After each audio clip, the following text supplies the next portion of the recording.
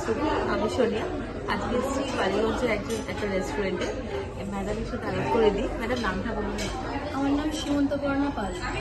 তো ম্যাডাম থেকে দিল্লিতে উনি গতকাল এসছেন। তো ওনার প্রজেক্টের নেম হচ্ছে সাউথ ওয়েস্ট। ম্যাডাম, প্রজেক্টের ব্যাপারে যদি বলেন, আর হোম ডিজাইনকে কী করে পেলেন?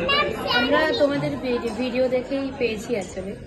তো মানে ভিডিওস দেখেছিলাম, তোমার পছন্দ হয়েছিল, সেখান থেকেই আমি যোগাযোগ করেছি।